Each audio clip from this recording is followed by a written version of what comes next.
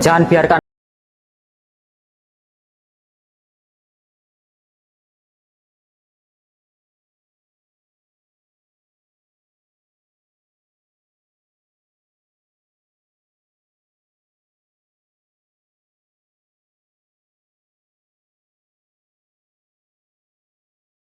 Bismillahirrahmanirrahim. Assalamualaikum warahmatullahi wabarakatuh. Oke teman-teman, malam ini kita dibersamai oleh Ustadz Fatur Rabbani LC yang dimana akan membawakan materi yang sangat menarik tentang problematika anak muda ya Ustadz. Tentang permasalahan anak muda yang saat ini kita hadapi. Ya begitu. Mungkin langsung saja saya serahkan ke Ustadz Fatur Rabbani untuk dibuka. Monggo Ustadz. Baik, bismillahirrahmanirrahim. Assalamualaikum warahmatullahi wabarakatuh. Waalaikumsalam warahmatullahi wabarakatuh. Innal hamdalillah nahmaduhu wa nasta'inuhu wa nastaghfiruhu wa nastahdi wa na'udzu billahi min sururi anfusina wa min sayyiati a'malina may yahdihillahu fala mudhillalah wa may yudlil fala hadiyalah. Asyhadu an la ilaha illallah wa asyhadu anna Muhammadan abduhu wa rasuluh la nabiyya wa la rasula ba'dah. Rabbi shrah li sadri wa yassir li amri wahlul 'uqdatam min lisani yafqahu qawli. Allahumma anfa'na bima 'allamtana wa 'allimna ma yanfa'una wa na'udzu bika min ilmin la yanfa'. Amin. Alhamdulillah, pada malam yang berbahagia ini setelah sekian lama mungkin ya Mas Ipin ya. Saya lama sekali nggak ketemu Mas Ipin ini. Anjir, Berapa bulan Mas? 3 bulan ya. 3 bulan. Sejak kapan berarti terakhir kita ketemu? Bulan apa ya, Ati? Waduh, lama banget. Seingat saya sudah lama sekali saya enggak ada di sini. Cuman alhamdulillah karena memang beberapa kesibukan dan saat ini bisa kembali hadir di sini. Sebuah kesyukuran. Terutama saya dengar Mas Ipin sudah sempro gitu kan. Masya Allah. Yang sebelumnya baru apa? Baru sekedar wacana dan sebagainya. Oh iya benar. Nah, sekarang sudah ada bukti perkembangannya dengan sempro, alhamdulillah. Selamat Mas ya. Alhamdulillah, terima jazakallah Ustaz. Masya Allah. Teman-teman semua, pada malam hari ini, insya Allah kita akan membahas bersama-sama satu tema, yaitu secara tema adalah Islam dan problematika pemuda. Asal usulnya adalah kenapa bisa muncul itu? Ini adalah hasil pembacaan saya dari salah satu kitab yang membahas mengenai pemuda. Nih saya tunjukkan kitabnya. Kitabnya kecil kok, nggak terlalu gede.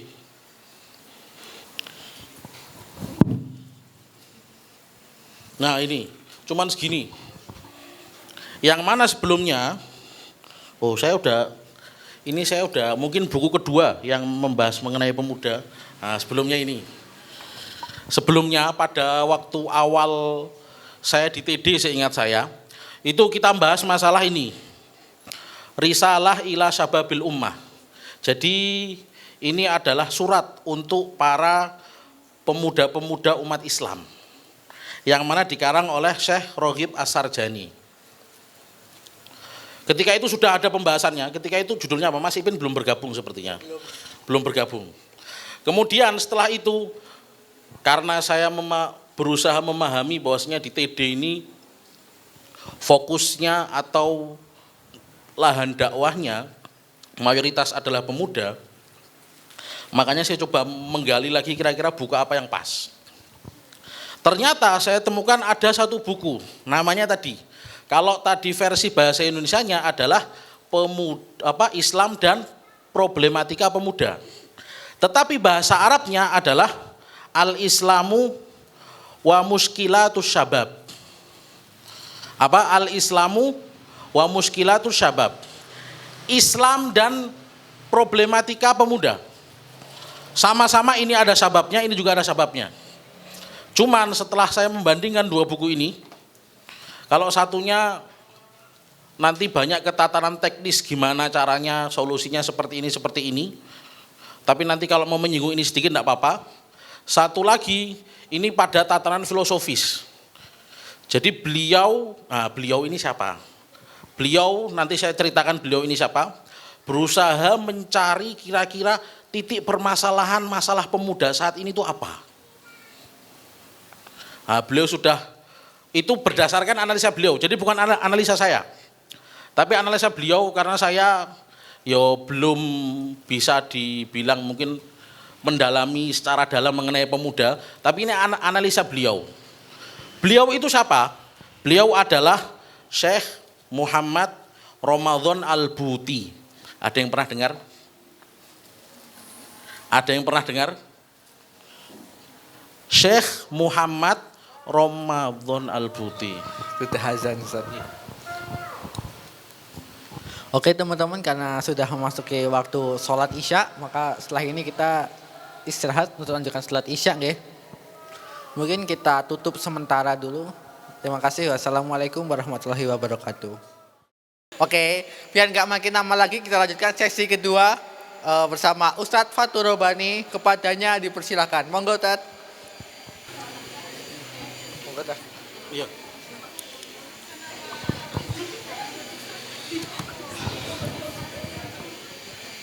Oke guys, kita masuk ke sesi kedua, sesi materi inti ya. Tadi udah pembukaan ya? Iya. Atau pembukanya masih ada?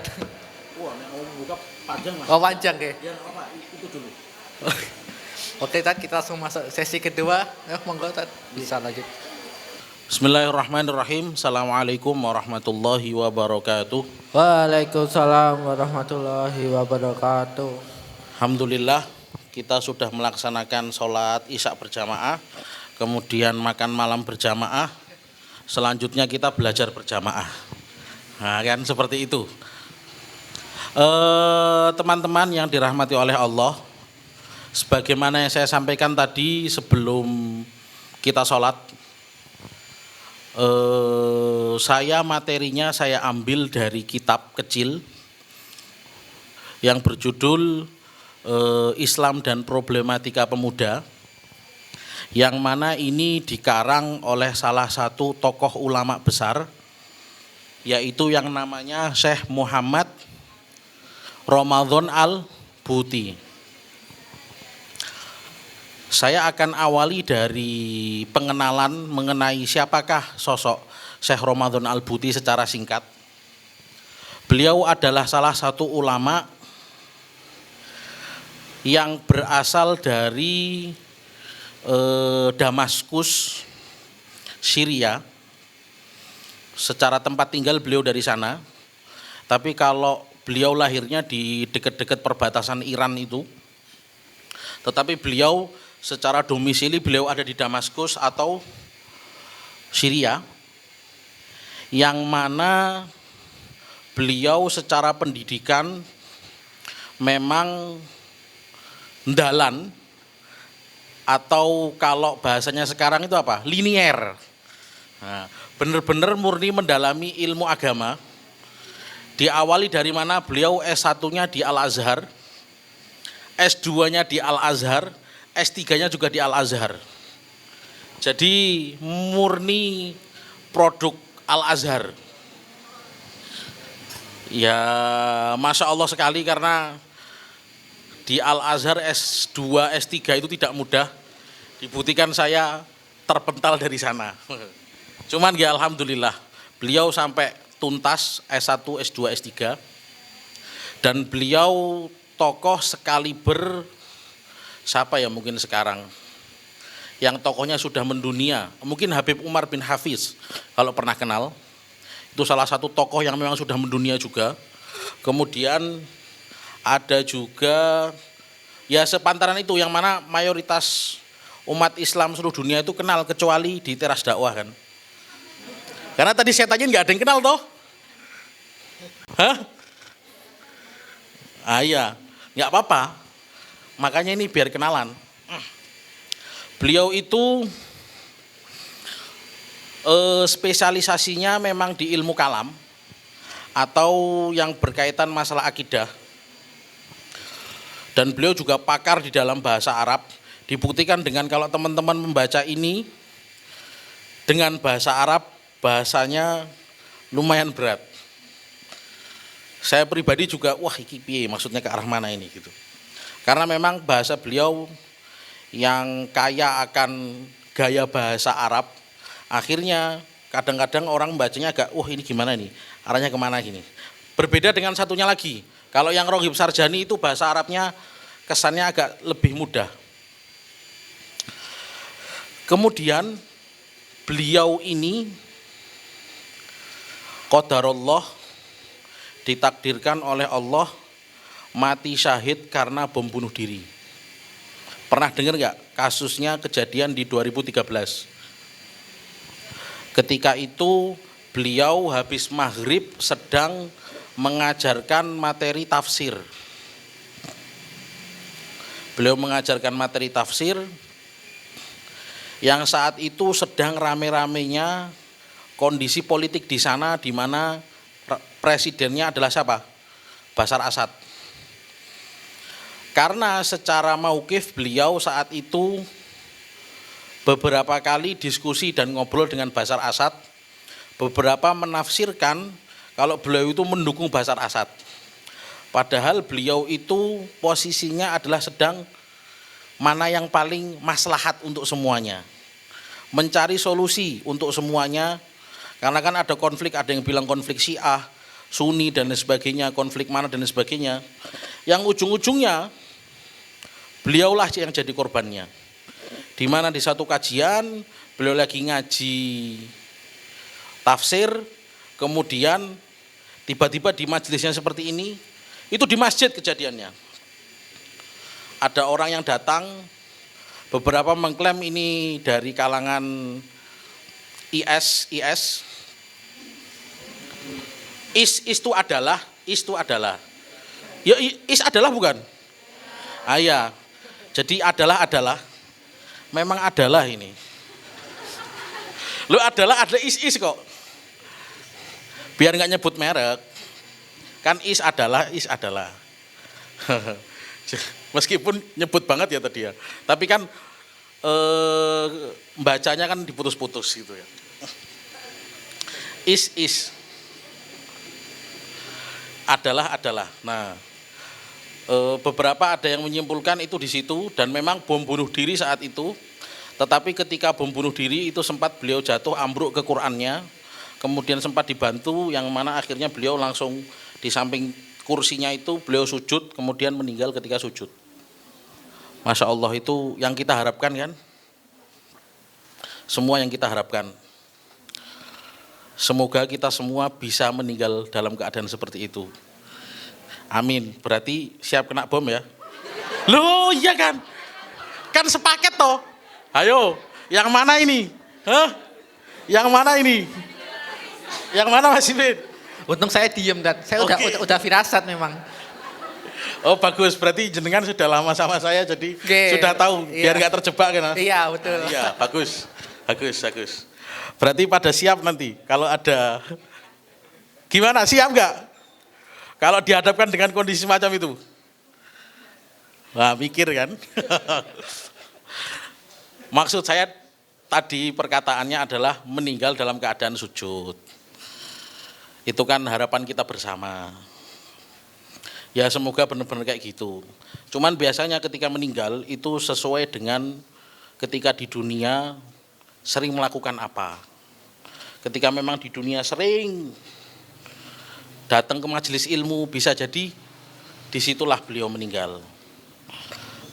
Ini bukan legalitas resmi seperti itu ya, tetapi ini biasanya semacam itu. Dan alhamdulillah berarti beliau memang hidupnya sering untuk mengajarkan ilmu, yang mana beliau dalam kondisi mengajarkan dan mengajarkan tafsir dan meninggal dalam keadaan sujud. Masya Allah, itu sudah paket komplit lah. Meskipun di situ juga ada kejadian bom. Tetapi meskipun seperti itu, beliau sudah meninggalkan karya yang lumayan banyak. Bahkan mungkin dihitung kurang lebih ada 75 kalau nggak salah. Itu diantaranya ketika itu sedang naik-naik daun pembahasan masalah jihad. Yang banyak orang salah menafsirkan makna jihad. Jihad dimaknai sebagai perang. Padahal menurut beliau, ya perang itu diantaranya, dan konteks perangnya kan bukan asal perang toh. Perangnya kan ada caranya, ada teorinya, tidak boleh sembarang perang. Nggak ada angin, nggak ada hujan, tiba-tiba kita datang ngajak perang gitu kan. Nah ini masalah ini. Kenapa? Karena dia non muslim. Kalau non muslim harus dibunuh. Nah ini masalah. Saat itu sedang naik-naiknya kasus-kasus semacam itu, merasa kalau ada yang dia non-muslim, kemudian takut nanti itu menyebar dan sebagainya, akhirnya mengambil langkah-langkah yang salah seperti itu. Beliau mengarang satu kitab namanya, kalau nggak salah, Al-Jihad fil Islam apa ya? Jihad di dalam Islam, yang mana di dalamnya menyebutkan teori-teori dalam berjihad sesungguhnya seperti apa. Dan beliau bilang, jihad yang paling berat adalah jihad apa? Melawan hawa nafsu diri sendiri. Wah, mantap sekali ini. Kayaknya sering berjihad ya? Hah? Sepertinya sering berjihad. Nah, permasalahannya adalah sering menang atau sering kalah? Kalah. Sip. Setidaknya kita sadar kita sedang berjihad. Yang masalah itu adalah kalau nggak sadar dia sedang berjihad. Dia nggak sadar, yang penting ngalir aja hidupnya. Nah ini yang masalah. Tapi kan tadi teman-teman semua merasakan satu kondisi di mana kita perang nih lawan hawa nafsu. Hawa nafsu pengennya seperti ini, kita coba perangi biar tidak semacam itu. Nah beliau diantaranya itu, dan beliau menyimpulkan alasan kenapa diperangi itu banyak kejadian ketika zaman Rasulullah. Memeranginya itu karena diserang terlebih dahulu pertama, atau kalau kita tidak nyerang, kita yang akan diserang entah kapanpun. Jadi kondisinya semacam itu. Makanya tidak tepat kalau jihad dipakai sekarang. Iya enggak? Enggak ada ini, enggak aja tiba-tiba jihad. Nah ini salah. Pertanyaannya, jihad untuk melawan hawa nafsu aja belum tentu lolos. Jihad untuk menuntaskan kuliah aja belum tentu lolos gitu kan. Loh iya kan, prakteknya gitu kan. Skripsi aja belum tentu lolos. Perlu jihad nggak itu? Perlu jihad. Jihad untuk sempro mas yo. Nggih, Tat. Nah, itu perlu jihad nggak? Perlu. Jihad untuk menulis skripsi perlu jihad nggak? Perlu. Perlu. Jadi menyimpulkan keseluruhannya jihad itu maknanya luas. Tidak hanya sebatas di situ saja. Itu satu karangan beliau. Yang kita kan dapat, oh iya ya semacam itu ya. Kita sadar teorinya semacam itu. Kemudian di antara yang lainnya adalah buku beliau, ada namanya Kubro Yakiniyat. Yang mana ini berkaitan masalah akidah. Yang menghimbau umat Islam ketika akan mempelajari pemikiran-pemikiran dari Barat, terlebih dahulu untuk mempelajari pemikiran-pemikiran Islam atau mempelajari ilmu akidah Islam. Jadi ketika nanti terjadi perdebatan Darwin, Sigmund Freud, terus habis itu siapa? Karl Marx, terus siapa lagi? Siapa lagi? Elon Musk malahan. Iya, Elon Musk. Twitternya kan Orang udah ngomong sampai Darwin dan sebagainya, ini Elon Musk. Oke lah ya wes. Yang penting ada Inggris-Inggrisnya mas yo. Nggih. Kayaknya saya nebak logika berpikirnya kayak gitu dia. Ada Inggris-Inggris, wes sebut aja lah. Ketoknya masuk iki. Padahal yo nggak masuk gitu kan. Agak maksa wis rapopo wis. Saya hargai karena moderator. Moderator kan yang punya acara kan. Terserah mau dia kemana. Meskipun ya kita bisa menilai bersama kan. Mohon maaf loh Mas Imin. Enggak apa-apa ya. Enggak apa-apa. Santai. Ya semacam itu Kubro Yakiniyat. Yang mana kesimpulannya di dalam kitab tersebut kita diminta untuk ketika kita akan mempelajari berbagai macam pemikiran, itu terlebih dahulu kita mempelajari akidah Islam. Contoh misalnya kita menyadari di ilmu kita, di dalam ilmu akidah, bagaimana untuk mengetahui bahwasanya ada Tuhan yang menciptakan segala sesuatu. Itu ada di ilmu akidah. Caranya adalah diantaranya, ini bukan pakai dalil ya. Dalam artian dalil Al-Quran dan Sunnah, bukan. Tetapi dalil akal. Yang mana contoh prakteknya adalah, misalnya ada, kan kalau orang dewasa, mungkin gampangnya anak kecil aja. Anak kecil dari belakang kamu tapuk belakangnya sini, plok gitu kan. Refleks dia apa? Nangis. Sebelum nangis dia nyari dulu siapa yang naplok. Loh iya enggak? Itu alamiah kan? Yang mana kalau diturut-turut logika itu, sejatinya segala macam gerakan, segala macam sesuatu itu pasti ada penyebabnya. Ditarik yang lebih luas, segala macam alam semesta ini, kamu malam lihat bulan, kamu malam lihat bintang, enggak mungkin ada begitu saja. Iya kan? Pasti ada yang menciptakannya. Yaitu siapa? Allah Subhanahu wa taala. Bahkan kecenderungan manusia untuk dia mencari sesuatu yang bisa dimintai pertolongan, yaitu Tuhan, ketika misalnya diumpamakan kita dalam keadaan qadarullah, kita naik kapal misalnya. Kemudian kapal itu kehabisan bahan bakar, kehabisan bekal di tengah laut sendirian. Kan secara tidak langsung kita berusaha mencari sesuatu yang kita minta pertolongan. Manusia udah nggak ada di situ. Tapi kan kita mencari sesuatu apapun itu zat. Nah, akhirnya nanti kepada Allah Subhanahu wa taala. Jadi itu logika dasar, landasan awal agar kita betul-betul meyakini ini ada Allah gitu loh, yang menciptakan segala sesuatu. Lah wong laptop ini kan nggak mungkin ada dengan sendirinya kan, pasti ada yang membuat. Ini kok bisa nyala, pasti ada yang menyambungkan saluran.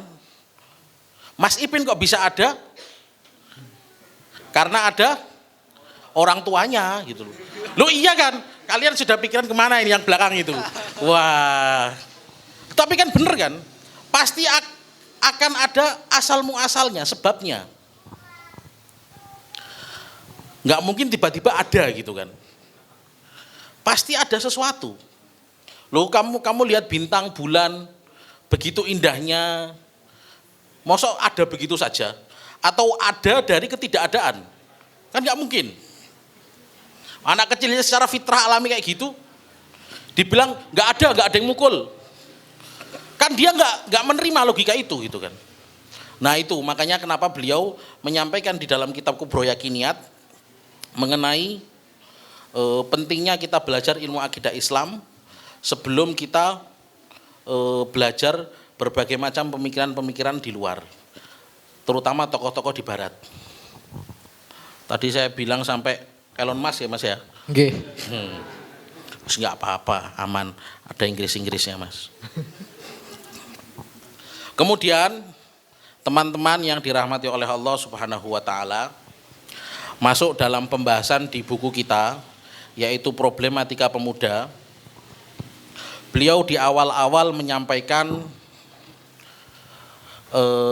pemuda itu, mendefinisikan pemuda adalah orang yang memiliki hasrat besar atau semangat yang besar, yang mana ini bisa ditarik ke kanan atau ke kiri, ya kan? Orang kalau sudah tua, ya sudah kadang semangatnya cuman gitu-gitu saja. Tapi kalau muda, menggebu-gebunya Masya Allah. Bukankah dulu yang mengawali reformasi juga pemuda? Dari demo-demo. Itu menunjukkan bahwasanya semangat pemuda itu bisa merubah segalanya. Bahkan pesannya Soekarno itu apa?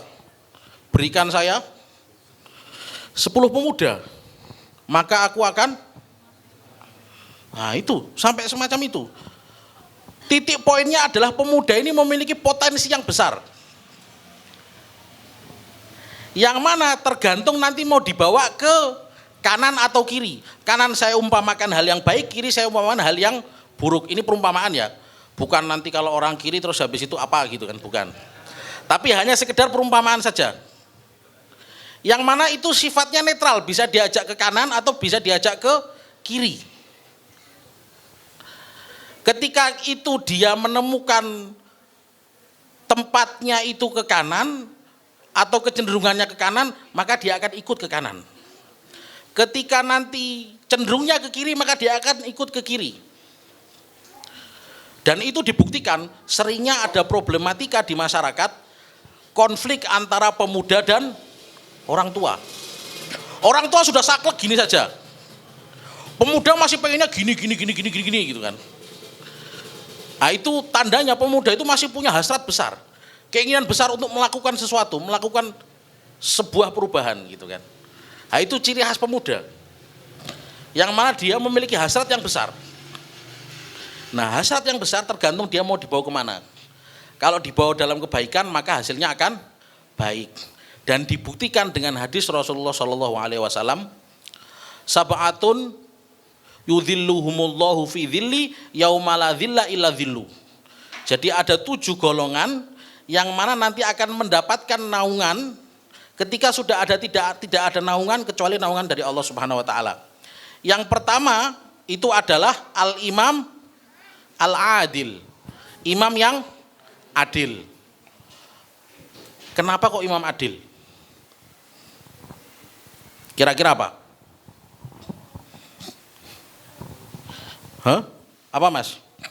Kenapa imam yang adil? Ya kenapa yang mendapatkan naungan itu imam yang adil? Karena tujuan manusia diciptakan itu pertama jadi khalifah. Oke, terus? Jadi khalifah, pemimpin di muka bumi ini. Nah sebaik-baik pemimpin ya yang adil. Oke, siap. Iya. Bisa. Dan diantaranya kenapa imam ini posisinya orang yang memiliki posisi tinggi dan dia menentukan banyak hal orang-orang di bawahnya. Ketika memang imam itu di dalam kekuasaannya itu ada orang yang belum makan, bisa jadi yang dihisap tuh imam ini. Sampai sejauh itu. Makanya ya ngeri-ngeri sedap kan kalau mau jadi pimpinan itu. Tanggung jawabnya kan berat kan. Dan itu diperebutkan orang. Makanya di sini imam yang adil. Karena dia memegang posisi, dia berhak melakukan apapun. Karena berhak melakukan apapun, bisa baik, bisa buruk. Nah kalau baik di sini disebutkan akan mendapatkan naungan. Setelahnya adalah, nah wasyabun nasya'a fi ibadati rabbih, dan pemuda yang tumbuh sudah dengan beribadah kepada Allah Subhanahu wa taala. Biasanya kalau di masjid isinya apa? Orang tua kan. Tetapi kalau diisi oleh pemuda dan dia sudah sejak pemuda itu sudah taat kepada Allah, sudah istiqomah taat kepada Allah, ini mendapatkan kemuliaan di hadis ini. Karena kita merasakan sendiri betapa beratnya kan ketika kita di masa muda melawan maksiat itu. Iya kan bisa ketarik, Masya Allah. Tapi kalau ketika tua kan sudah pikirannya akhirat. Sudah bijak gitu kan. Tapi ada loh orang pemuda yang sudah dari pemuda itu sudah bijak. Saya salah satu contoh mungkin saya ada guru namanya Syekh Abdul Aziz Syahawi. Beliau salah satu tokoh ulama di Mesir. Beliau yang pakarnya adalah mengajarkan mazhab Syafi'i. Beliau itu kecilnya nggak main sama teman-temannya. Secara kecenderungan sudah belajar terus. Orang main-main dia belajar, baca buku, ngapalin matan. Tapi dengan sendirinya. Ya mungkin orang tua ngarahkan sekali 2 kali. Tapi itu sejak muda seperti itu. Sampai ketika beliau tua, kita baca ke beliau, kita megang buku, beliau nggak megang buku. Salah itu. Jadi yang baca itu disalahkan. karena dihadapkan dengan ingatan beliau yang sangat kuat. Karena sudah sejak muda itu dilatih seperti itu. Nah, itu makanya mendapatkan naungan di mana suatu hari di mana tidak ada naungan kecuali naungan oleh Allah Subhanahu wa taala. Kemudian ini. Nah, ini. Warajulun qalbuhu mu'allaqun bil masajid. Dan tadi kita bahas di atas waktu di masjid kan. Qalbuhu mu'allaqun bil masajid, tandanya sering tidur di masjid. Gitu bukan? Atau sering datang ke masjid. Ya kalau misalnya orang tidur di masjid kan, masa enggak ikut sholat di masjid sih. Dan semoga karena ini bangunan lantai 2 itu masjid, kita termasuk di dalamnya. Nah ini kan paket komplit kan. Kita datang, sudah dapat masjid, seolah-olah kita datang mendapatkan masjid juga. Gitu kan. Karena ini kayak satu komplek masjid gitu kan. Kemudian setelahnya adalah warajulani tahabban fillah ijtama alaihi wa tafarraqu alaihi, yaitu pemuda yang memang dia berkumpul murni karena cinta kepada Allah dan berpisah juga karena cinta kepada Allah. Tahu-tahu ada orang Mas Ipin ngomong aku cinta kepadamu gitu kan. Tetapi karena Allah. Tapi ngomongnya ke cowok Mas ya? Enggak. Oh enggak. Berarti wah ini dimanfaatkan ini. Ini memperjualbelikan hadis ini. Hah, piye iki? Kemudian ini warajulun tolabathu imro'atun dzatu mansibin wa jamalin faqala inni akhafullah. Dan ini diantaranya yang akan mendapatkan naungan adalah pemuda yang ketika saat itu ditawari untuk berbuat miring atau melenceng oleh perempuan yang memang memiliki segalanya. Dari mulai jabatan, kecantikan dan itu diajak untuk berbuat miring.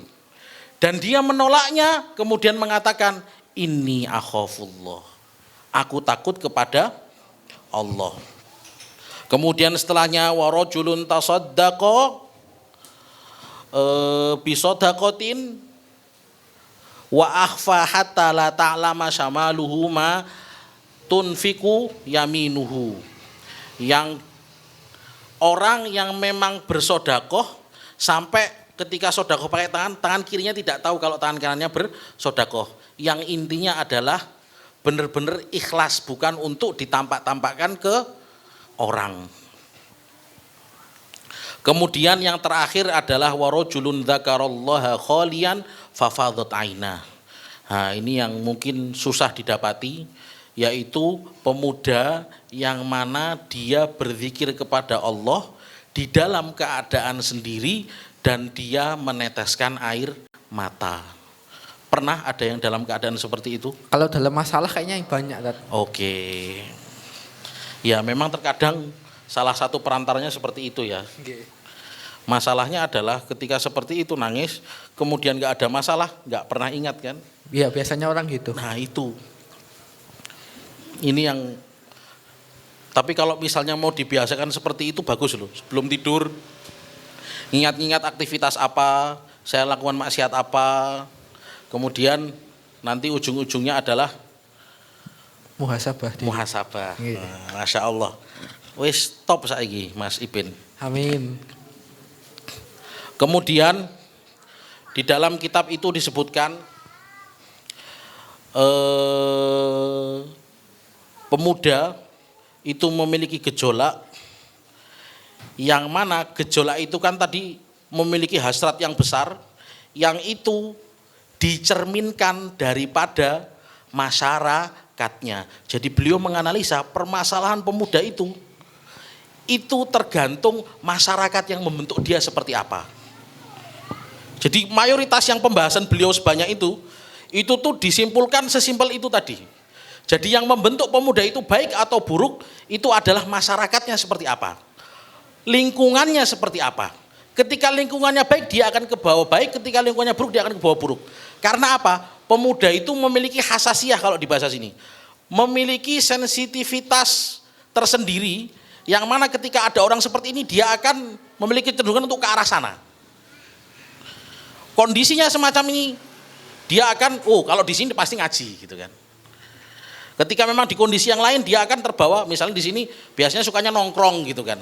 Itu akan terbawa nongkrong terus gitu. Ya tergantung di mana cari komunitas yang baik.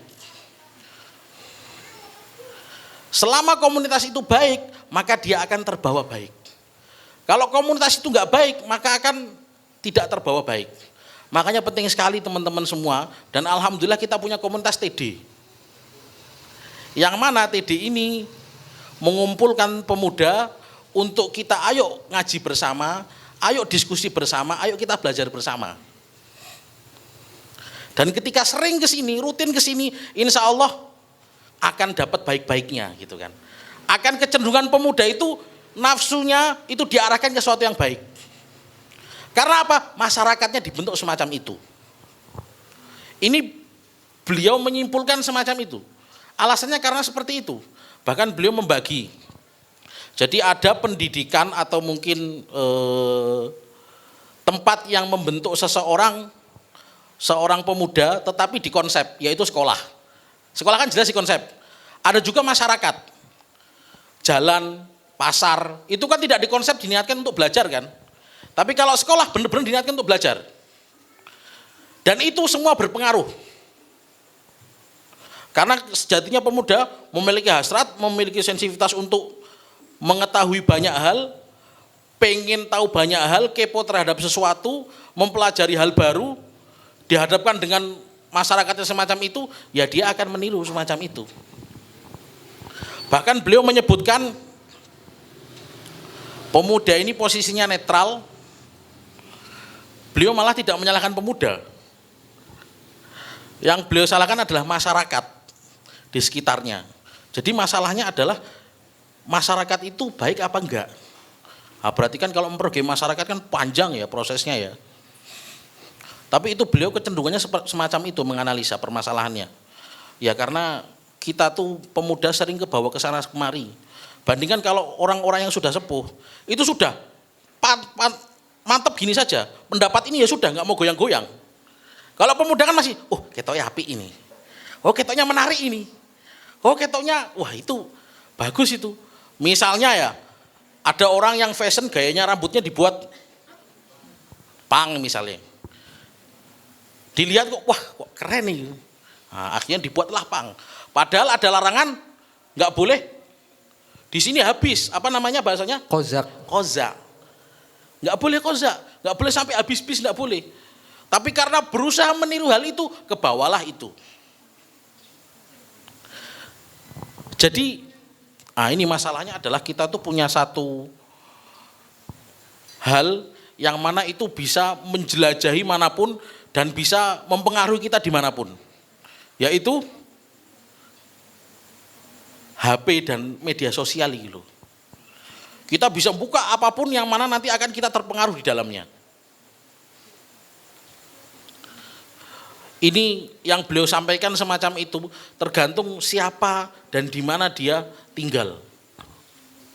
Dan beliau menyebutkan permasalahan yang lain, diantaranya tadi kan masyarakatnya. Masyarakatnya membentuk seperti apa? Dan beliau juga menyimpulkan di antara permasalahannya adalah karena pemuda saat ini jauh dari yang namanya ilmu. Sekarang di dalam istilah bahasa Arab ada yang namanya ilmu, ada yang namanya maklumat. Ini perlu dibedakan antara dua ini. Agar kita tahu membedakan mana ilmu dan mana maklumat. Kalau maklumat itu adalah kumpulan daripada informasi-informasi. Kalau ilmu itu berdasarkan manhaj untuk belajarnya. Sama apa beda? Ada orang yang punya informasi banyak, maklumat banyak. Oh, itu tuh bahas ini, itu bahas ini, bahas ini. Itu dia bisa menyebutkan. Tapi dia tidak ada fokus membahas satu ilmu belajar dari awal sampai akhir, enggak ada. Itu yang membedakan. Selama ini kita dapat ilmu apa dapat maklumat? Hah? Kalau ilmu kita belajar dari awal, misalnya ilmu fikih gitu kan, kita belajar dari awal sampai akhir berdasarkan buku, berdasarkan rujukan yang jelas, gurunya jelas, kondisinya jelas, itu baru dinamakan ilmu. Tapi kalau informasi berita dari sini, orang cerita seperti ini, orang ngomong seperti ini, teman ngomong seperti ini, itu baru maklumat, bukan ilmu. Ini yang perlu dibedakan. Ada orang yang terpesona dengan orang yang bisa menyamakan, oh ini dengan ini informasinya seperti ini. Tapi dia ketika dikejar, dia nggak tahu siapa gurunya. Dia cuma dapat informasi-informasi saja. Itu namanya maklumat, bukan ilmu. Nah, kalau di Indonesia berapa banyak yang kita memang belajar ilmu, sungguh-sungguh belajar ilmu. Ada nggak yang sudah hatam benar-benar dengan buku, dengan guru, sampai hatam, sampai kita menguasai ilmu tersebut. Misalnya belajar bahasa Inggris atau bahasa Arab lah. Kalau bahasa Inggris kan bagus juga. Cuman kan kalau ini seringnya menggunakan bahasa Arab kan. Belajar bahasa Arab berarti kita dari sekolahan. Sekolahan ada jenjangnya. Sekolahan ada metodenya. Sekolahan ada cara belajarnya. Sekolahan ada sistemnya. Nah, itu ilmu. Tetapi kalau cerita orang, kata orang, ini seperti ini, dikumpulkan, terus disimpulkan, itu baru maklumat. Dan sekarang orang terbiasa hanya sekedar mengumpulkan satu maklumat, ditambah maklumat yang lain, ditambah maklumat yang lain. Yang mana ujung-ujungnya dia bingung karena kakean maklumat. Karena apa? Nggak punya dasarnya, nggak punya ilmunya. Karena nggak punya ilmunya, ya jadinya semacam itu. Nah, untuk berbicara masalah ilmu, beliau tadi kan menyebutkan di antara permasalahannya adalah karena pemuda itu jauh daripada ilmu. Nah, karena jauh daripada ilmu, saya malam ini berencana akan mencoba menggambarkan secara umum ilmu agama Islam itu apa saja. Semoga ini karena masih pemuda-pemuda semua ya, pemuda dan pemudi, insya Allah nangkapnya cepat. Saya akan mengambil titik tolak daripada dua landasan utama dalam Islam. Apa? Al-Quran dan hadis. Hadis atau sunnah? Ini langsung interaktif aja ya, untuk yang masalah sesi ini. Jadi langsung, oh gini gitu ya. Enggak usah ini gini ya. Nah, kalau mau tanya langsung tanya aja nggak apa-apa. Untuk yang ini, untuk saya akan memberikan gambaran ilmu di dalam Islam secara keseluruhan. Nah, ini berupa papan tulis ini. Apa? Ini kelihatan nggak? Landasan dalam agama Islam apa yang paling utama? Al-Quran. Al-Quran. Saya tulis Quran ya. Quran. Landasan utama kan Al-Quran. Itu yang pertama. Yang kedua apa? Al-Hadis. Ini ya, saya bagi sini. Kelihatan nggak? Kelihatan, Tat. Soalnya ini nggak nggak keluar yang besar. Kalau keluar yang besar, tak bukakan yang besar. Yang pertama Al-Quran. Dari Al-Quran ini menjadi landasan awal. Kemudian Al-Quran kan menjadi landasan kita. Ketika menjadi landasan, otomatis kita harus memahami Al-Quran. Nah, perangkat apa saja untuk memahami Al-Quran? Yuk silakan disebutkan. Hah? Bahasa Arab, satu. Gimana gini wis?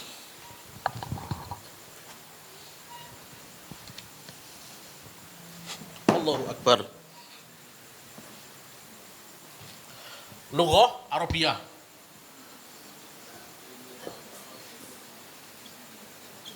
Oke.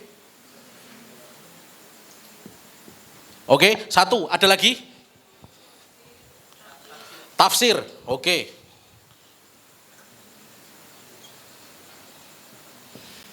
Terus apa lagi? Hah? Asbabun nuzul.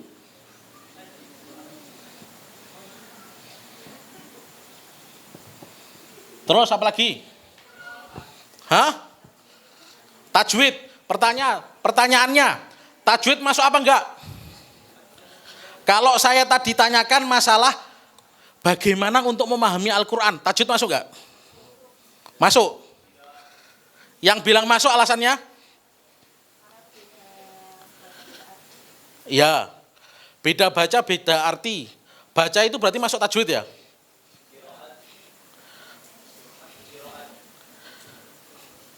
Oke lah, bisa dimasukkan kalau misalnya mau masukkan tajwid. Qiraat juga masuk, karena nanti banyak hukum yang akan lahir dan akan berbeda pendapat yang didasarkan dari mana? Dari perbedaan qiraat. Itu juga akan lahir perbedaan pendapat. Oke, apa tadi? Tajwid. Terus, apa? Al-qiraat. Apalagi? Saya nulis pakai bahasa Arab nggak apa-apa ya? Atau bahasa Indonesia? Oh, Indonesia ya? Hah? Nggak apa-apa ya? Oke, nggak apa-apa. Yuk, qiraat, apa lagi? Siroh. Siroh. Untuk memahami Quran kita butuh siroh. Tarikh. Tarikh berarti nanti berkaitan dengan ketika Al-Quran turun, itu bagaimana sejarahnya, bagaimana itu, oke lah. Tarikh. Terus apa lagi? Hah? Hah? Apa? Apa? Fikih. Oke. Untuk memahami Al-Quran, kita membutuhkan fikih. Benar apa salah? Atau untuk belajar fikih kita butuh Quran? Hah? Yang mana? Yang pertama, yang kedua? Kedua ya? Oke, pertanyaannya, apakah dari Quran langsung menghasilkan fikih? Terus apa? Pakai apa? Pakai apa? Ayo. Kalau fikih, sebelum ada fikih, sebelum muncul fikih, ada yang namanya usul fikih, ya kan?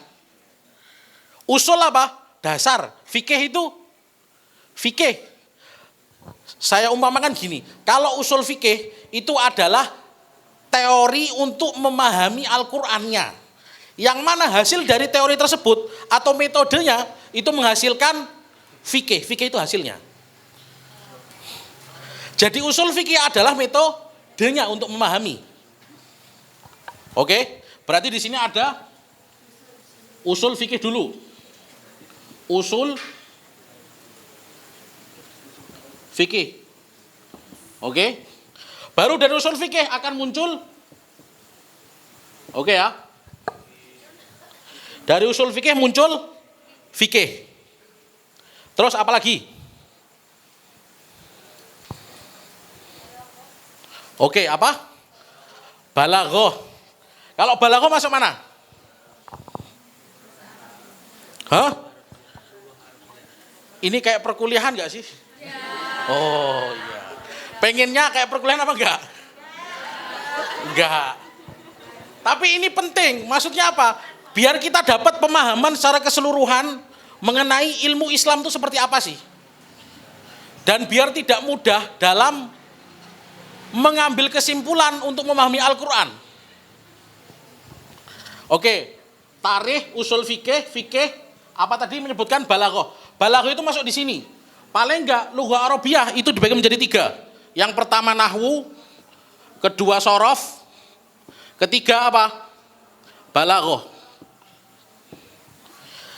Kalau nahwu berkaitan akhir kalimat, akhir kata, kalau sorof itu perubahan kata, kalau balaghah keindahan kata, keindahan kalimat.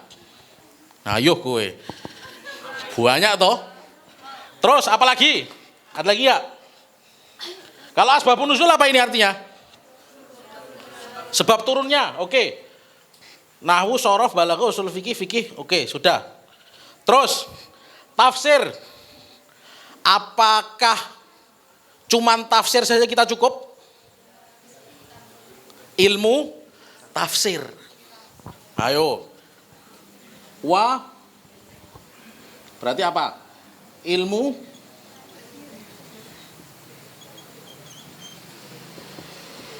Ilmu tafsir. Paham, Mas? Insya Allah Pak. Oke. Ini lumayan ini. Oke. Untuk memahami Al-Quran, satu tadi landasan kita, rujukan kita untuk kita beragama, itu Quran. Membutuhkan perangkat kurang lebih ini. Kurang lebih ya, bukan saya bilang sudah selesai ya. Tapi kurang lebih bahasa Arab. Yang bahasa Arab itu anaknya ada 3, nahwu, shorof, balaghah. Belum lagi bahasa Arab yang lainnya. Kalau saya mau bilang arut wal qafiyah, kemudian al-insya dan seterusnya. Itu masuk di bahasa Arab. Kemudian ada tafsir. Kita harus sebelum tafsir harus ada ilmu tafsir. Ilmu tafsir itu membahas apa? Ilmu tafsir itu membahas mengenai ini ayat makiyah atau madaniyah. Nah, itu masuknya di dalam ilmu tafsir. Oke? Setelah itu jadilah tafsir. Setelah tafsir ada asbabun nuzul. Ini turunnya sesuai enggak dengan konteksnya. Kemudian tajwid. Benar apa enggak yang mana nanti bisa mempengaruhi artinya. Kemudian kiroat. Kalau salah kiroat bisa jadi beda maknanya. Bisa jadi beda hukumnya. Terus apa lagi? Usul fikih. Kemudian fikih. Kalau usul fikih saya kasih perumpamaan. Usul kan dari Quran kemudian dari hasilnya fikih. Wah iki. Siap-siap ya. Masih kuat? Ini baru Quran loh, baru satu loh ini. Hah? Insya Allah ya, karena memang masih muda, nggak apa-apa. Kalau saya ketemu dengan yang sudah agak berumur, saya nggak berani nyampaikan ini. Bingung dia, bulet dia nanti. Mohon maaf mungkin kalau yang sudah. Oke, lanjut. Siap, lanjut. Lanjut ya. Tapi dari sini nanti kamu paham secara keseluruhan, ilmu itu kayak gini loh. Itu yang terpenting yang ingin saya tanamkan dari sini. Saya mana tadi? Fikih, fikih. Fikih dan usul fikih. Fikih adalah hasil, usul fikih itu metodenya. Ya kan? Yang mana diambil dari Al-Quran. Saya coba praktekkan. Al-Quran ada ayat namanya, ayat berbunyi wa aqimus sholah. Dan dirikanlah sholat. Itu ayat Al-Qurannya.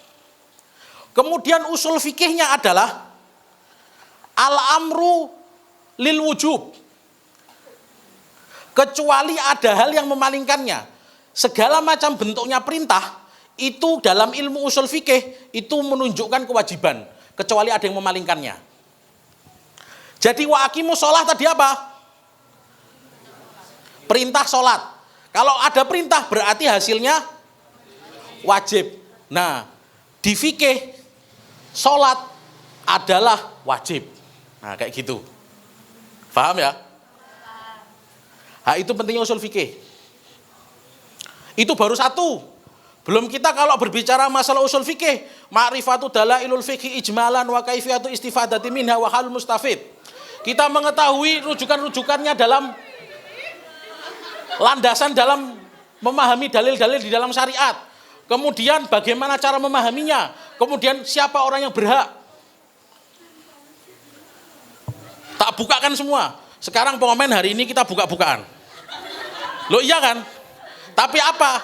Ilmu Al-Quran. Masih kuat?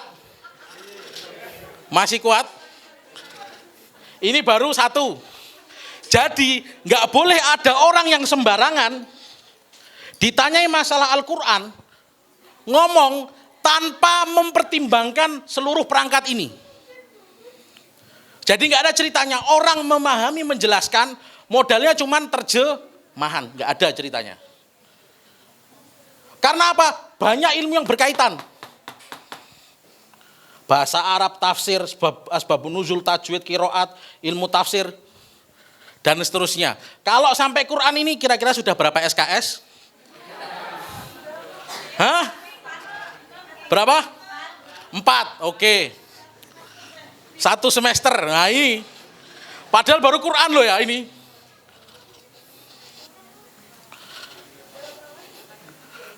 Lanjut sunnah. Masih kuat. Ini karena dari landasannya adalah kitab ini tadi. Menyebutkan kenapa? Karena memang pemuda itu banyak yang jauh daripada ilmu. Dan ilmu secara spesifik sebelum kemana-mana yang difahami dulu ilmu Al-Quran. Tapi saya tidak ingin menyebutkan kalian ilmu akan harus mempelajari semua ini, enggak. Tapi adalah ilmu yang wajib. Misalnya fikih. Biar kamu apa? Ibadahmu beres. Kenapa saya bukakan ini? Karena biar kita nggak mudah asal ngomong. Berbicara masalah agama itu nggak mudah. Ngomong, oh yang penting ada Qurannya kok. Lah Quran kayak apa?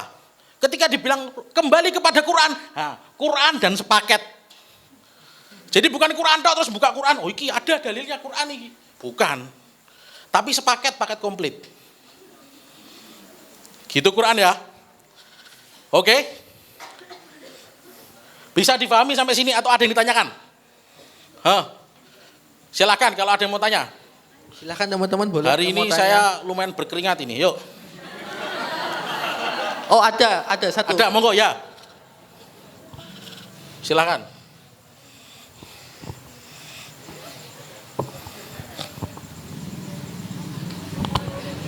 Ya, terima kasih. Assalamualaikum Ya. warahmatullahi wabarakatuh. Waalaikumsalam warahmatullahi wabarakatuh. Nah, Ustadz izin bertanya, ini persoalannya akan muncul ketika dakwah di zaman sekarang itu kan yang kita hadapi dan kita tahu adalah anak-anak muda itu kan sulit untuk diajar belajar Islam ketika harus seserius itu gitu.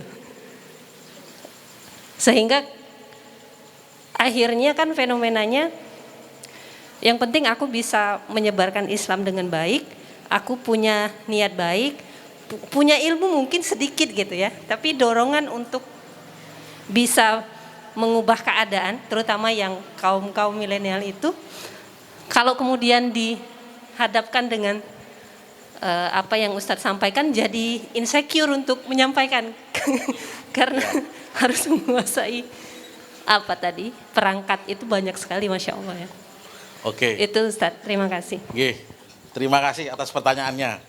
Berarti kondisinya setelah saya bukakan semacam ini banyak dari kalangan teman-teman yang merasa insecure, ya. Iya. Ya. Karena kenapa saya perlu sampaikan ini? Penekanannya bukan pada kita mempelajari secara keseluruhan apa tidak. Penekanan saya adalah bagaimana kita untuk menghargai Al-Quran itu sampai ke arah sana. Biar tidak sembarang orang berbicara masalah Al-Quran. Biar tidak sembarang orang berbicara masalah agama. Penekanan saya di situ. Jadi ketika konsepnya semacam itu, kita tanyakan fas'alu ahla dzikri in kuntum la ta'lamun. Tanyalah orang yang faham. Tanyalah orang yang pakar di dalamnya. Jika kamu tidak tahu, baru setelah itu sebarkan. Dulu di sini pernah saya sampaikan, in kunta nakilan fasiha au mudda'iyan fadalil. Jika kamu akan menukil sesuatu, maka pastikanlah. Nah, sebelum kita nukil, kita pastikan dulu.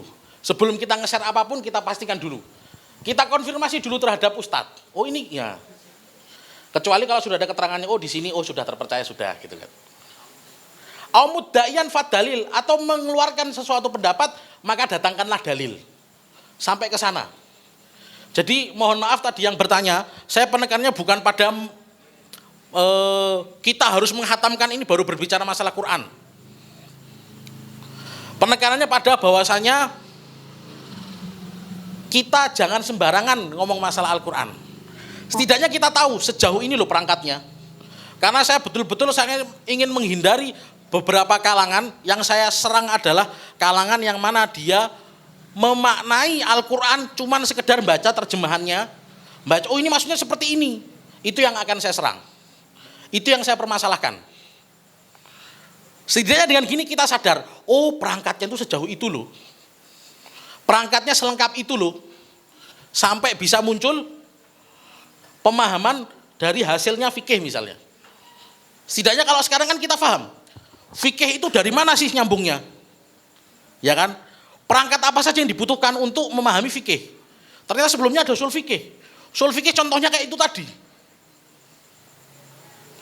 Jadi ini gambaran kalau di agama Islam tuh luasnya semacam ini pun baru sebagian.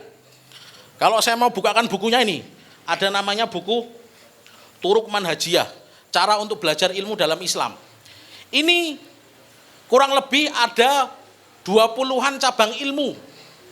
Yang mana setiap ilmunya dia ada tingkatannya. Tingkatan yang beginner, kemudian medium sama expert. Setiap tingkatan dari yang beginner kurang lebih ada 2 atau 3 buku. Kemudian yang medium ada 2 atau 3 buku. Yang expert 2 atau 3 buku. Dan ini dulu di Al-Azhar, zaman-zaman dulu sebelum ada universitas, itu kayak gitu caranya. Kurang lebih ada 13 ilmu, yang mana kita harus khatam sama salah seorang syekh. Selesai tuntas dari A sampai Z, kemudian naik ke tingkatan level buku setelahnya, sampai terakhir selesai, kemudian setelah itu disidangkan, dihadapkan dengan 13 syekh, dia sendiri diuji layak apa tidak. Ketika layak, dapatlah dia syahadah al-alamiyah. Yang syahadah alamiyah itu diantaranya yang mendapatkan mungkin sekarang pernah dengar Muhammad Abduh. Siapa Muhammad Abduh? Tokoh pembaharuan. Tokoh pembaharuan, tapi beliau sudah khatam masalah belajar pondasinya. Jadi berbicara masalah pembaharuan, pondasinya harus kuat dulu. Bukan nggak ada yang harusnya tiba-tiba pembaharuan. Lah apa yang dipembaharui? Nggak tahu ya.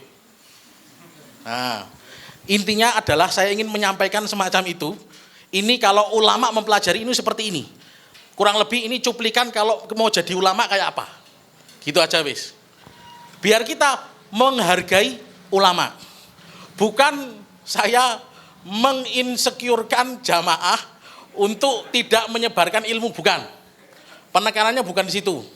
Paling enggak kita tahu gitu loh. Dan setidaknya ketika kita menyebarkan, kita pelajari terlebih dahulu, biar enggak asal menyebarkan. Ini Al-Quran. Masih ada satu lagi. Habis. Hadis. Oke. Waktu saya masih jam berapa, Mas? Sampai jam 21.15, Tad. Oh, masih berapa menit? 10. Masih lumayan. Ya. Masih 20 menit ya? Ya, 20 menitan lagi kurang Oke. lebih. Sama tanya jawab itu, Tad. Oh gitu. Udah sama Ini tanya jawab langsung kan ini? Oh iya, boleh langsung tanya jawab dari sekarang. Atau ada yang mau tanya sampai sini baru Quran? Bingung? Yang bingung di mana? Oh, mungkin saya mau tanya, Tad. Oh ya, silakan. Oke, jadi Tad, apa namanya ya? Saya kan calon guru PAI gitu kan. Oke, Oke, bentar, itu enggak ke situ. dia Bentar, mau Tad. bilang tanggung jawab saya seberat itu ya, Sat ya. Enggak. Jadi tadi di awal emang saya jadi pikir-pikir sih, jadi guru setelah lihat materi ini. Tapi jadi tadi ketika siswa saya bertanya, bulan depan udah praktek ngajar kebetulan. Oke. Bulan depan udah praktek langsung. Jadi saya bingung nanti semisalkan ada siswa saya yang tanya, ya mungkin saya udah tahu jawabannya gitu. Tapi kalau saya nggak bisa bawa dalil atau nggak bisa menjelaskan tafsirnya maybe mungkin secara rinci, itu gimana ya, Tat? Maksudnya saya nggak bisa jawab sepenuhnya gitu kalau nggak. Oke, kalau gitu gimana solusinya? Coba kamu belajar semampumu terlebih dahulu, baru kamu jawab. Oke. Semampunya aja. Misalnya kamu buka satu tafsir aja. Tafsir kan nanti dibagi. Ada tafsir bil ro'i, kemudian tafsir bil maksur. Bagi lagi, tambah luas lagi nih. Tafsir bil ro'i itu menafsirkan mayoritas menggunakan akal. Bil maksur itu menafsirkan Al-Quran, menafsirkan menggunakan hadis atau riwayat-riwayat. Oh, mudah toh? Nah kalau pasalnya kan mungkin siswanya kan pasti mungkin butuh jawaban langsung di lokasi itu jenengan jawaban yang shortcutnya saja. Oke, yang simpel-simpelnya, tetapi pertanggungjawabannya perlu difahami ya. Oke, ada baik. pertanggungjawaban gini loh. Jadi memang ini saya cuma menggambarkan saja. Setidaknya kita semangat untuk ayo belajar lagi yuk. Sebelumnya sudah ada yang pernah dapat ini? Tapi dari sini kita jadi tahu keterkaitan antara satu ilmu dalam Islam dengan yang lainnya. Kalau bahasa sekarang terintegrasi gitu kan. Integrasi ilmu syariat gitu kan. Integrasi atau interkoneksi. Nah ini semua nyambung ini.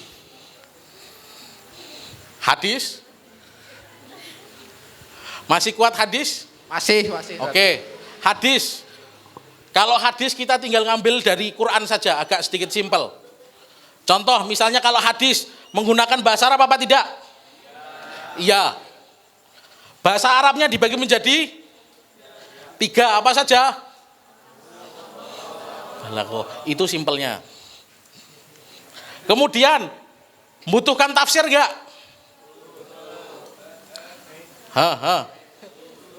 Membutuhkan, Tat. Butuh tafsir? Butuh. Atau membutuhkan syarah hadis?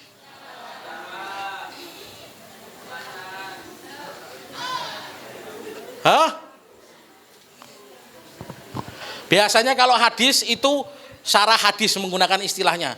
Tapi sama maknanya adalah untuk memberikan penjelasan kepada hadis. Saya berani ngomong gini karena kalian masih muda. Mempunyai semangat yang tinggi. Yang bergelora gitu kan. Tandanya kalau dihadapkan dengan ini, wah ayo belajar lagi ya, kayak gitulah. Oke, tadi baru sampai tafsir. Kemudian kalau hadis apakah membutuhkan asbabun nuzul? Asbabun nuzul itu apa? Sebab turun. Berarti perlu nggak sebab turunnya? Yang bilang nggak kenapa?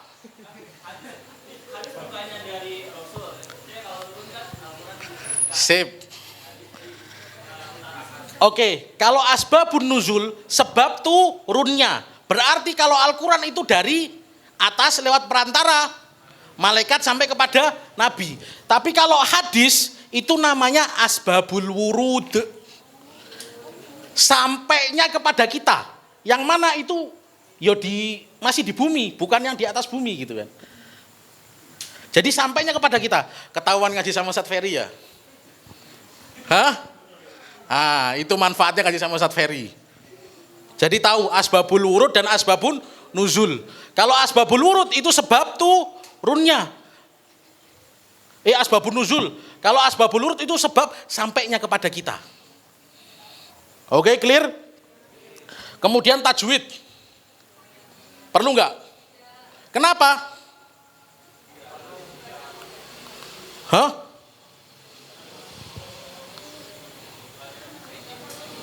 Karena gini, tajwid itu banyaknya berkaitan nanti ketika kita pahalanya. Kan pahalanya beda kan orang yang membaca lancar dan membaca tidak lancar. Kalau hadis, ya tidak ada pahala ketika kita membacanya.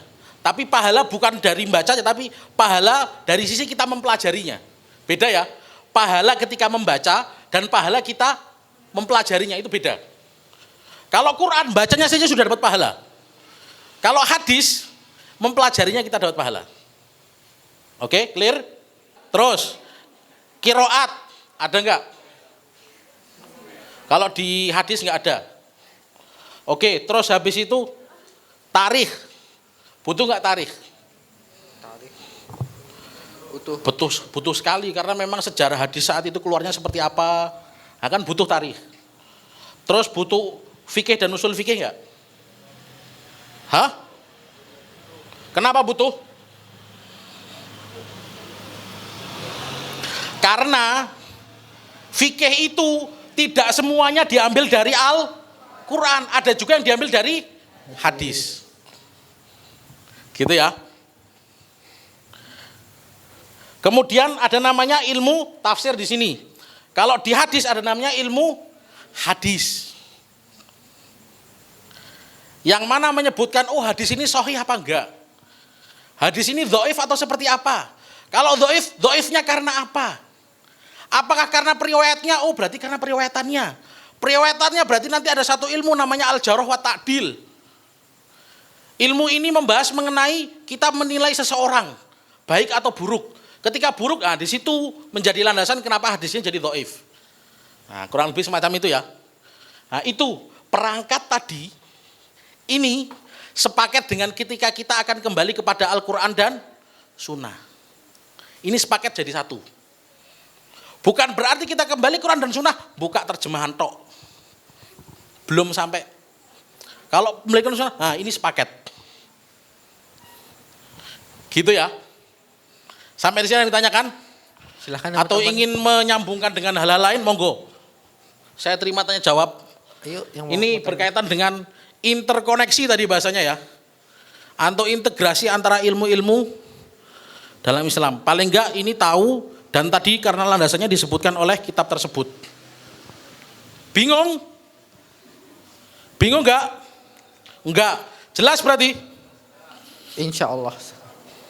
Sudah ada yang pernah dapat ini sebelumnya?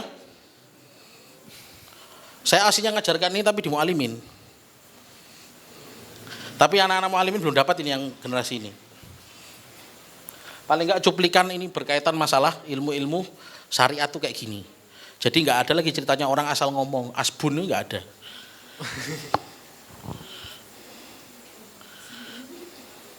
Terus nanti gini, ada yang bilang, madhabku madhab Soekarno.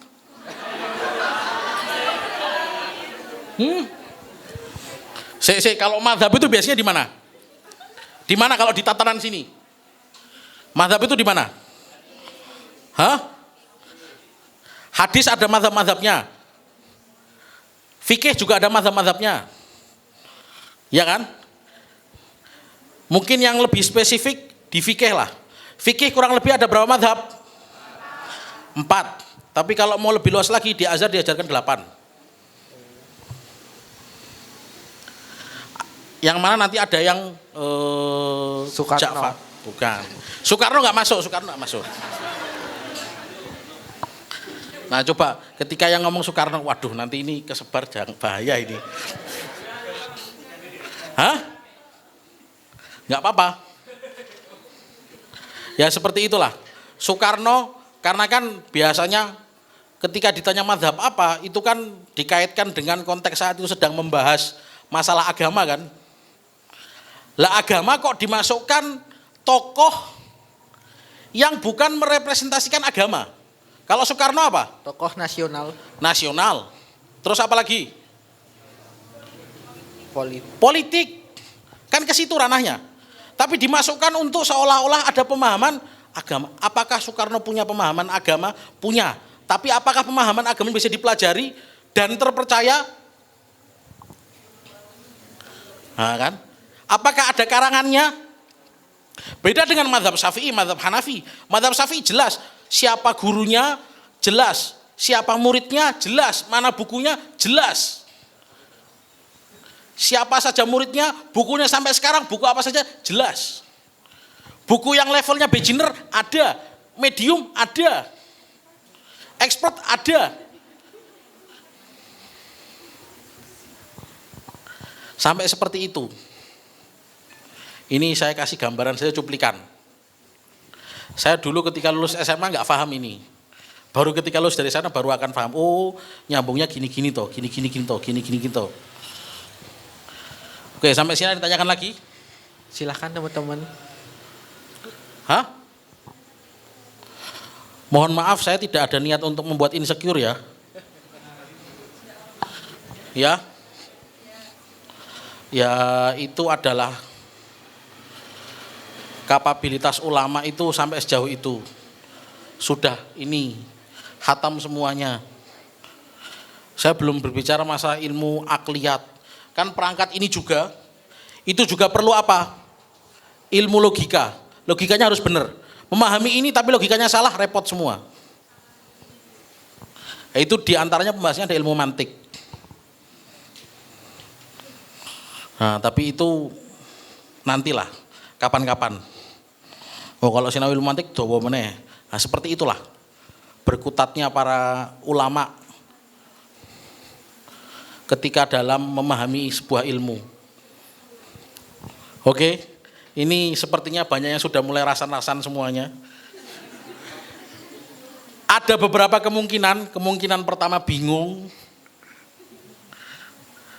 Kemungkinan kedua sedang berdiskusi dengan temannya untuk membuat rangkuman yang baik.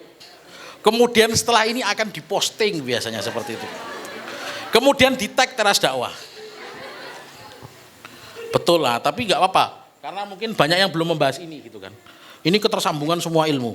Karena apa landasannya adalah buku itu menyebutkan kalau banyak yang jauh daripada ilmu. Dan ilmu paling tidak saya beri gambaran ilmu syariat. Dan di antara pembahasan yang lain itu disebutkan adalah wajib ada role model. Jadi pemuda karena memiliki kecenderungan untuk mengikuti seseorang, itu harus ada role modelnya, harus ada suri tauladannya, tokohnya siapa. Kalau tokohnya baik maka anak ke bawah baik. Ya kurang lebih insya Allah kalau yang di teras dakwah baik-baik gitu kan. Nggih. Nggih. Amin. Jadi sudah datang aja ke teras dakwah insya Allah aman. Ya kan gitu logikanya. Dan insya Allah akan menemukan role model. Terus setelah itu di sini juga disebutkan yang perlu diperhatikan oleh seorang pemuda adalah, dan tadi kan sudah berbicara masalah syariat kan, sekarang berbicara masalah norma-norma yang berlaku di masyarakat. Karena terkadang banyak orang yang tidak memperhatikan itu. Banyak orang yang sesukanya sendiri. Perempuan keluar malam-malam. Saya nggak maksud nyindir. Tidak ada kepentingan yang mendesak. Tiba-tiba keluar sesukanya gitu kan. Kan itu dibilang apa ya? Mungkin agak sedikit aib gitulah. Nggak pantas gitu kan cewek jam 12 malam gitu jalan pinggir jalan gitu kan. Alasannya pengen jogging gitu kan. Wah. Repot ini. Astagfirullah gitu kan. Nah itu sesuatu hal yang itu kan tidak sesuai dengan norma masyarakat kan. Aslinya norma masyarakat, di antara norma masyarakat adalah orang yang sering ikut pengajian semacam ini nggak ada ceritanya boncengan cowok sama cewek yang bukan mahram. Terjadi? Nggak ada yang jawab. Terjadi? Terjadi. Yang ada di sini ada yang terjadi? Nggak berani jawab.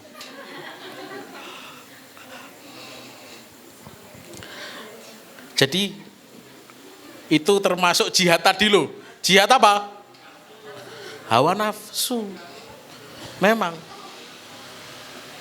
Jadi itu mengikuti norma-norma masyarakat yang berlaku. Masalahnya adalah sekarang, oh belum mas? Iya belum, masih ada waktu. Oh kayaknya udah lihat ke atas itu tadi. Ingat Allah kan.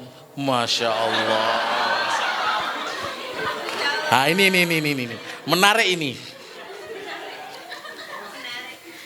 Ingat Allah di depan banyak orang, sedang disyuting, dan pengumuman di depan orang. Ini kan pengumuman satu Indonesia bukan? Saya di depan kamera, duduk di depan panggung teras dakwah, sedang mengingat Allah. Masya Allah gitu kan. Subhanallah sekali gitu kan. Aslinya jawaban kepeksa tadi. Malah jadi pembahasan gitu kan. Oke mas, yang ingat sama Allah.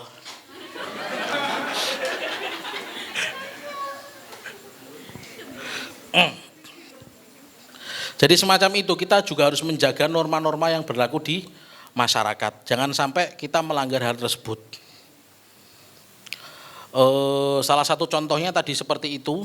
Kemudian aslinya kalau norma-norma di masyarakat, beberapa masyarakat tuh ada yang masih aib kan. Kalau misalnya ada orang berduaan jalan cowok sama cewek. Kalau sekarang sudah susah menemukan hal itu. Padahal itu kan sebuah norma masyarakat yang baik bukan? Bukan. Ayo. Ini terjebak dengan kata-kata saya ini. Norma yang baik apa bukan? Nah. Itu bukan sebuah norma yang baik.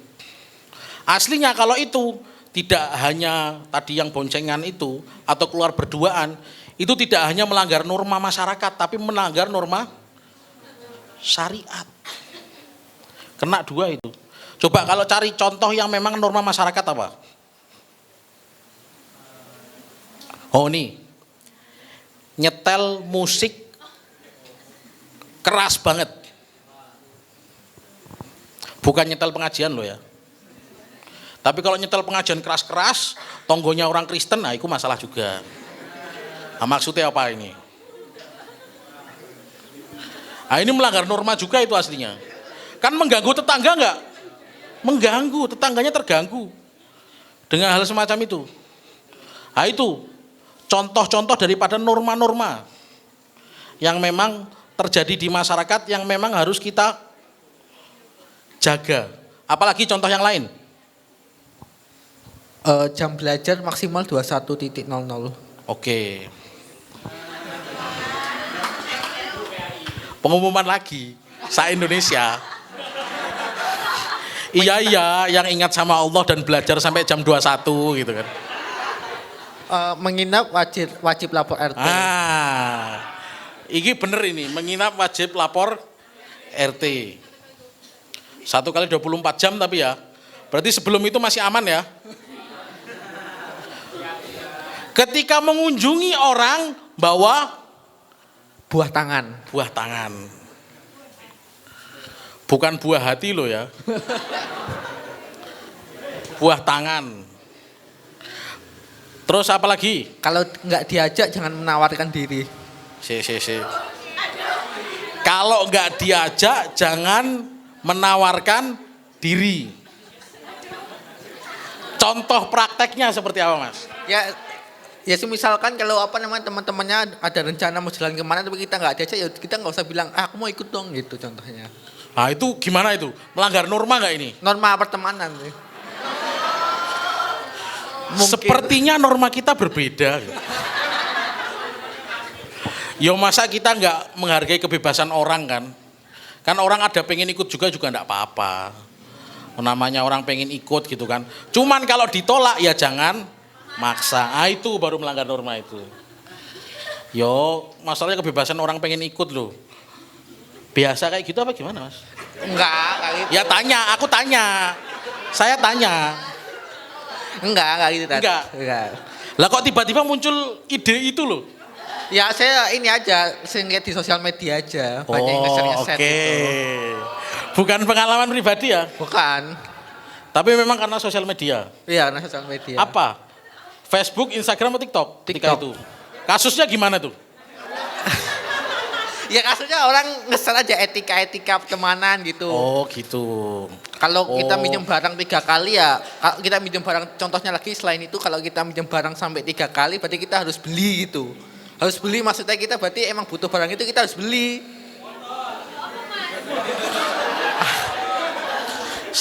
Opo. Ketika kita, berarti itu. Gini silakan. Okay. Ya silakan. Antum punya ini. Silakan. Oke. Silakan. Antum punya apa ya? Kenapa saya masuk sini? Karena dari tadi pusing di sini. Silakan Ustadz punya punya penghapus nih. Iya. Saya nggak punya, saya pinjam penghapus sampai 3 kali saya pinjam berturut-turut. Berarti tanya saya butuh penghapus, berarti saya harus beli penghapus. Oke, kurang boleh. lebih kayak gitu. Ya boleh lah. Boleh. Kalau nggak punya uang gimana mas? Kalau nggak punya uang, pinjem. Nah kalau pinjem nanti masalah baru lagi. Kalau pinjem sudah lebih dari 3 kali. Biasa. Kalau pinjem ditagih 3 kali nggak balik-balikin. Ya berarti emang dari awal harusnya nggak usah minjemin. Kan hilang uang, di hilang situ teman. kita tahu jati diri orang sesungguhnya seperti apa. Oh iya betul lah. Loh kan iya. Jati dirinya apakah dia menempati janjinya ataukah biasa tidak menepati janjinya. Nah, kalau kayak gini dijadikan suami, saya bukan sampean lo ya. Tapi enggak. yang orang tadi. Iya. Yang orang tadi situ kosong. Oh.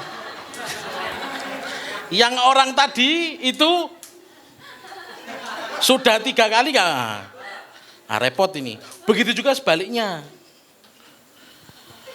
Oh nggak jadi jangan. Ini perempuannya banyak soalnya. Betul. Nanti saya diserang ini. Ya semacam itu, intinya kita untuk menjaga norma-norma yang ada di masyarakat. Jadi bukan hanya syariat yang kita jadikan aturan, tetapi norma di masyarakat pantas dan tidak pantasnya itu juga.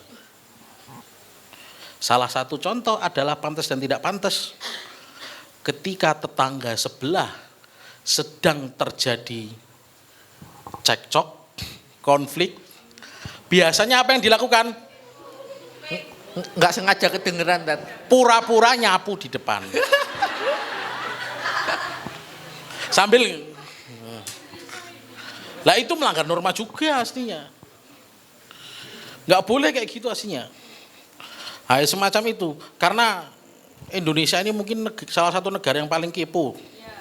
Iya kan? Bener? Ya kayaknya gitu. Ngaca aja dengan diri sendiri. Iya apa enggak? Oh enggak, oke.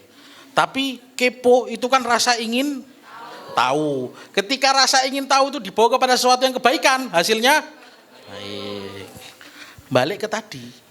Potensi manusia, pemuda itu menggebu-gebu, tinggal di mana akan dibawa ke yang baik atau yang buruk. Ketika dibawa ke hal yang baik, jadilah baik.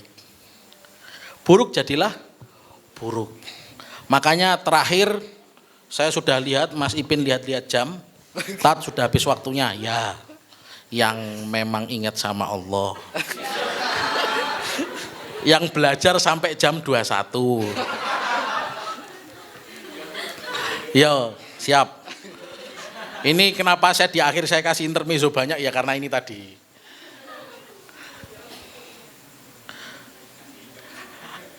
Bahasa Arab dibagi menjadi berapa? Apa saja? Buh. Top pisan sekarang. Langsung bisa langsung mempraktekkan. Tapi nanti nahu pelajari nahu beneran ya. Pelajari sorof beneran ya. Pelajari balaghah beneran ya. Tapi setelah ilmu pokok kalian selesaikan. Misalnya ada orang yang fokus pada dunia ekonomi. Ada yang fokus pada dunia kedokteran. Ya sudah fokus itu aja dulu nggak apa-apa. Mungkin nanti sometimes kita akan membahas masalah apa saja sih ilmu-ilmu yang wajib diketahui oleh seseorang. Begitu Mas ya, udah lihat-lihat saya. Nggih. Mungkin itu kesimpulannya. Cari komunitas yang baik, cari teman yang baik, dan salah satu komunitas dan teman yang baik adalah teras dakwah. Wah, bayar berapa teras dakwah ini saya promosikan? Enggak, tapi memang benar. Ini kan komunitas baik, komunitas untuk mengajak kepada dakwah, mengajak kepada ngaji, ngaji dengan gaya milenial gitu kan, dakwah dengan cara yang milenial gitu kan, ya itu semua ada di sini. Apalagi sekarang orang kalau diceramain kayak tadi, banyak nggak masuknya. Ya enggak? Makanya dibuat konsep simpel-simpel, ringkasan, oh gini gitu toh. Gitu ya, mungkin itu dari saya, sudah dipeliri dari tadi sama orang yang ingat sama Allah. Gitu ya. Astaghfirullahaladzim. Ya sudah, sebelum saya tutup pribadi, kita istighfar 3 kali bersama-sama. Astaghfirullahaladzim. Astaghfirullahaladzim. Astaghfirullahaladzim. Semoga dosa-dosa kita diampuni oleh Allah Subhanahu wa taala. Amin. Dan tidak termasuk orang yang bercandanya berlebihan. Amin. Amin ya Allah. Wah, ketok bercanda berlebihan sering itu kayaknya. Nggih, kurang lebihnya dari saya mohon maaf. Ditutup, Mas? Saya tutup. Oh iya, silakan. Oke, baik Ustadz, terima kasih banyak atas materi malam hari ini. Semoga ini bermanfaat ya untuk kita semua. Jangan lupa nanti mungkin foto, upload, tag Teras Dakwah, insya Allah di repost. Dan pengumuman juga insya Allah mulai besok ngaji Amidah dan ngaji untuk mulai ngaji Amidah besok dan mulai ngaji Asyik pekan depan. Teman-teman diharapkan untuk membawa tumbler sendiri ya, dan untuk sampah nanti dibawa pulang masing-masing. Mungkin satu quotes penutup dari saya. Nanti tulis dari orang yang ingat sama Allah. Quotes, karena ini tadi judulnya tentang problematika anak muda ya. Tadi saya ketika teman-teman mungkin muhasabah diri sebelum tidur atau ketika menghadapi sebuah masalah yang besar, tanamkan pada diri teman-teman bahwa aku baik-baik aja gitu. Jadi kesulitan yang kita hadapi itu, bentar sabar lo. Jadi kesulitan yang kita hadapi itu sumbernya dari apa? Dari pikiran kita sendiri. Jadi gitu. Jadi untuk melawan ketakutan yaitu melawan pikiran kita sendiri, itu aja. Ya, iya aja ya. Jangan lupa datang ke teras dakwah lagi, jangan bosan-bosan ketemu teman-teman di sini. Setelah saya tutup, nanti silahkan yang akhwat bisa membubarkan diri terlebih dahulu. Terima kasih. Wassalamualaikum warahmatullahi wabarakatuh.